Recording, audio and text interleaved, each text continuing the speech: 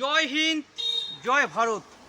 Dear viewers, এই মুহূর্তে আমি দাঁড়িয়ে রয়েছি পাথর প্রতিমা বিধানসভার ব্রজবল্লভপুর গ্রাম পঞ্চায়েতের ক্ষেত্রমোহনপুর ভগবতী বিদ্যালয়ের সামনে।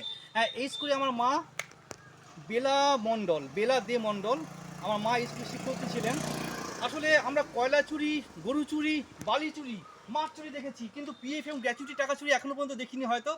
এই জন্য এই ভিডিওটি শেষ পর্যন্ত দেখুন, দেখতে পাবেন কী করে একজন মহিলার সম্পত্তি, জমানো সম্পত্তি, একটু একটু করে জমানো পিএফ এবং গ্র্যাচুইটি টাকা কী করে চোরেরা চুরি করে নেয়।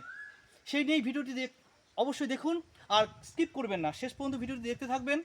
হ্যাঁ, আমার মা স্কুলে শিক্ষকতা করতেন, আমি তো একমাত্র সন্তান। আমি সোমনাথ, আমি এইখানেই ছোটোবেলায় বড় হয়েছি। 15 বছর পর্যন্ত মায়ের সার্ভিস বুকে তার নমিনি হিসেবে আমার নামই ছিল। মায়ের মৃত্যু হয়েছে, তারপর এক দশক অতিক্রান্ত এখানকার যিনি টিআইসি ছিলেন বনানী দাস মহাশয়া, তিনি কিন্তু একজন প্রথিতযশা রাজনীতিবিদ, প্রাক্তন জেলা পরিষদ ছিলেন। তাকে বারবার আমি রিকোয়েস্ট করেছিলাম আমার মায়ের পিএফের টাকা এবং গ্র্যাচুইটির টাকা আমি যাতে পেতে পারি, তার জন্য আমি মাসে প্লিজ একটু চেষ্টা করে দেখবেন। আর এনার হাজব্যান্ড ছিলেন উৎপল দাস মহাশয়, যিনি দেবনগর হাই স্কুলের হেডমাস্টারমশাই ছিলেন। তো তাকে আমি রিকোয়েস্ট করেছিলাম যে মাস্টারমশাই একটু একটু দেখবেন, আমার মা স্কুলে শিক্ষকতা করতেন, আমি তো তার একমাত্র সন্তান, আমি তো তার উত্তরাধিকারী, আমি তো তার নমিনি, প্লিজ একটু দেখবেন পিএফ আর গ্র্যাচুইটি টাকা কী করে আমি পেতে পারি। কিন্তু এই ব্যাপারে বহুবার বলার পরে তারা বললেন, ঠিক আছে বাবুরে, তুই চল, তোর মায়ের সার্ভিস বুকটা নিয়ে আমরা যাই ডিআই অফিসে, ভবনে আমরা যাই। ভবনে গিয়ে মাসি বললেন যে তোর সমস্ত, মাসি মানে মায়ের স্কুলের যে দিদিমণি টিআইসি ছিলেন বননী দাস, সেই দিদিমণির কথা বলছি, তুই তোর আধার কার্ড, তোর ব্যাংকের অ্যাকাউন্ট নাম্বার, তোর ভোটার কার্ড, তোর প্যান কার্ড, গ্রাম পঞ্চায়েতের মেম্বারের কাছ থেকে, মানে প্রধানের কাছ থেকে যে রেসিডেন্সিয়াল সার্টিফিকেট, তার পাশাপাশি এফিডেভিট, এগুলো নিয়ে তুই জমা দিবি। আমি তোর সঙ্গে যাচ্ছি। ভবনে গিয়ে নির্দিষ্ট জায়গায় জমা দিয়েছিলাম, এবং জমা দেওয়ার পরে কি হয়েছিল, হ্যাঁ অবশ্যই সেই খবরটা বলবো, আর অবশ্যই স্কিপ না করে পুরো ভিডিওটি শেষ পর্যন্ত দেখবেন, আর দেখবেন কী করে একজন মানুষের পিএফ এবং গ্র্যাচুইটি টাকা রাজ্য সরকার এবং তার চেলাচামুন্ডারা চুরি করার জন্য ব্যস্ত হয়ে পড়েন। হ্যাঁ, যেটা বলছিলাম, দেখুন অ্যাকচুয়ালি মায়ের পিএফ এবং গ্র্যাচুইটির জন্য আমি যে সার্ভিস বুক জমা দিয়েছিলাম না, ঠিক সেই সময় আমাকে বলা হয়েছিল আপনি আসুন, আপনি কয়েক সপ্তাহ পর এসে আবার যোগাযোগ করবেন। যতবার যে ততবার কি বলে, ও সোমনাথবাবু আপনার আধার কার্ডে জেরক্স কপিটা একবার দিয়ে যাবেন তো। আচ্ছা, দিয়ে গেলাম। দাদা আমি দিয়ে গেছি, না আরেকবার দিয়ে যাবেন তো। আর সঙ্গে ওই ওনারা যে খান, কী সব খান, ওই যে মুড়ি, ঘুগনি, সিগারেট, চা, ওটা ওনাদেরকে খাওয়াতে হয়। শুধু তাই নয়, এর পাশাপাশি ওনাদেরকে আবার ওই কি কাজের জন্য টুকিটাকি 500-1000 টাকা করে দিতে হয়। ঠিক আছে, তারপর কি হলো, সোমনাথ তুমি তোমার ভোটার কার্ডে জেরক্স কপি একটা দিয়ে যাবে তো। দিয়ে গেলাম। আবার 2 মাস পর যাই, তোমার প্যান কার্ডে একটা জেরক্স কপি দিয়ে যাবে তো। আরে বাবু, আমি দিয়ে গেছি। না না, তুমি আরেকটা দিয়ে যাবে। আচ্ছা ঠিক আছে, দিয়ে গেলাম। তোমার ব্যাংকের অ্যাকাউন্টে জেরক্স কপিটা একবার দিয়ে যাবে তো। এইরকম করে যতবার যাই ততবার একটার পর একটা জেরক্স কপি দিতেই থাকি। আর প্রতিবার গেলে কি হয়, ওই যে আমাদের টিফিন খরচা, খাওয়া খরচা মানে একটা আছে, আমাদের বিড়ি সিগারেট, এবং সঙ্গে ওই 2000 টাকা 1000 টাকা করে হাতে হাতে ধরিয়ে দিতে হয়। এইভাবে আমি শুধু যেতে আছি আর আসতে আছি, মানে মনে হচ্ছে নামখানা থেকে শিয়ালদা যেরকম লোকাল ট্রেন যাতায়াত করে না, ঠিক সেরকম করে যেতে আছি আর আসতে আছি। এবং আমি তৃণমূল কংগ্রেসের বড় বড় নেতাদেরকে বলেছিলাম, তারা এই ব্যাপারে কোনো কিন্তু সিদ্ধান্ত নেননি, মানে সিদ্ধান্ত নিয়েছেন যাতে আমি টাকাটা না পাই, সেই ব্যাপারে ওনারা সিদ্ধান্ত নিয়েছেন।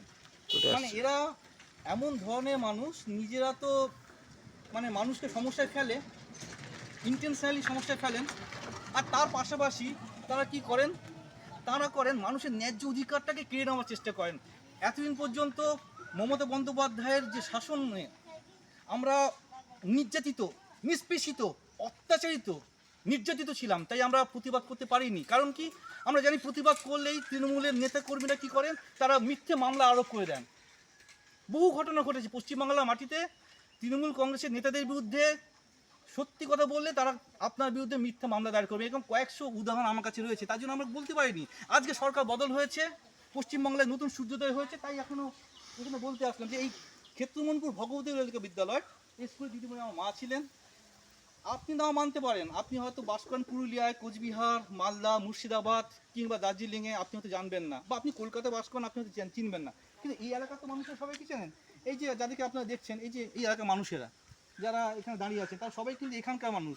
আমি কাউকে ভাড়া করে নিয়ে আসিনি, কাকদ্বীপ থেকে, কলকাতা থেকে ভাড়া করে নিয়ে আসিনি, এরা সবাই জানেন।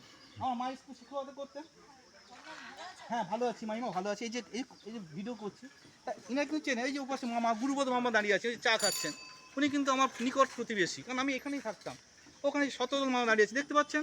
এই মানুষেরা কিন্তু আমাকে চেনেন, আমাকে ভালোভাবেই চেনেন, এবং আমি আমার মায়ের যে একমাত্র সন্তান, আমার যে আরও, হ্যাঁ আবার বলে, ও বেড়াই দিদিমণি মনে হয় 5-6টা বাচ্চা ছিল, তাই আপনি টাকা পাননি, আপনার অন্য কোনো একটা ভাই পেয়ে গেছে। আরে না রে বাবা, আর আমাকে বাচ্চা ছিল না, আমার মার একমাত্র বাচ্চা আমি ছিলাম। এনারা সবাই জানেন, কিন্তু ব্যাপারটা যেটা জানেন না সেটা হচ্ছে পিএফের গ্র্যাচুইটি টাকা পাওয়া যায় না। এইবার তৃণমূলে কিছু কিছু বিনয়ী মানুষ আছেন, পৃথিবীতে সব জায়গায় বিনয়ী মানুষ দেখা যায়। তাদের মধ্যে একজন যেমন মোহিত মাঝি মাস্টারমশাই, খুব বিনয়ী। হ্যাঁ মাস্টারমশাই, সোমনাথ বাবু, আপনার মায়ের পিএফের টাকা তো আপনি প্রাপ্য, আপনি তো পাবেন, আপনারই পাওয়ার যোগ্য। আরে বাবা, পাওয়ার তো যোগ্য সেটা আমিও জানি, আপনার থেকে আমিও ভালো জানি যে আমি টাকাটা পাওয়ার যোগ্য, কিন্তু আমি টাকাটা পাইনি। কত বছর কেটে গেল, মা মারা গেছেন 2-5 মাস, না না ও আচ্ছা, না আমি 10 বছর হয়ে গেছে, কারণ এতদিন পর্যন্ত না বাবু সিপিএমের কোনো সরকার ছিল না সেই সময়টা, আর কোনো বিজেপি সরকার তখন ছিলই না।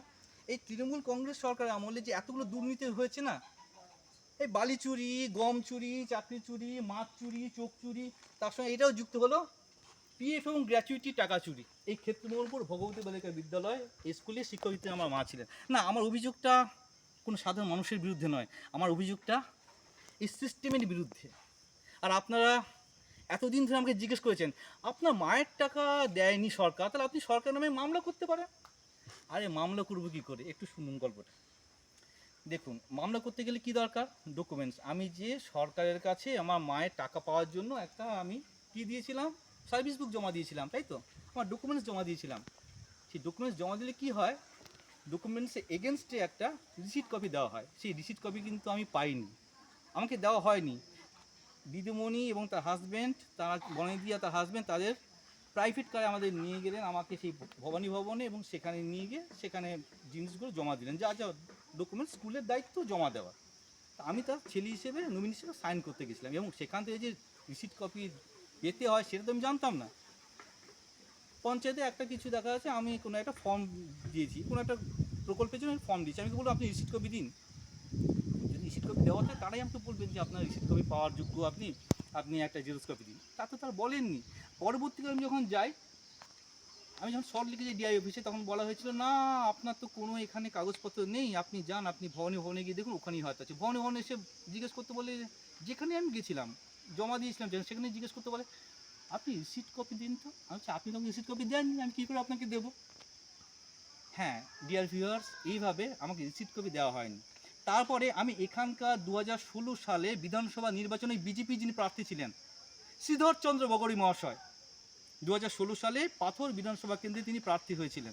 তাকে আমি জিজ্ঞেস করি যে স্যার আমি কী করে, স্যার মানে আমার স্কুল শিক্ষক তিনি ছিলেন, স্যার কী করে আমি পাবো টাকাটা। বলে তোমার তো কাছে তোমার রিসিট কপি নেই, যেহেতু রিসিট কপি নেই তুমি কিছু করতে পারবে না। অনেকে আমাকে অনেক কথা বলেন যে হয়তো ভেতর থেকে অনেক কিছু করা হয়েছিল আমার বিরুদ্ধে, বা আমার টাকাটা যাতে আমি না পাই তার জন্য অনেক ধরনের চেষ্টা চরিত্র করা হয়েছিল, এটা অনেকে আমাকে বলেছেন। যাই হোক, জানি না কোনটা সত্যি কোনটা মিথ্যে, তবে আপনাদেরকে জানালাম এখনও পর্যন্ত ক্ষেত্রমোহনপুর ভগবতী বালিকা বিদ্যালয়ের শিক্ষয়িত্রী হিসেবে আমার মায়ের পিএফ এবং গ্র্যাচুইটি টাকা এখনও পাইনি।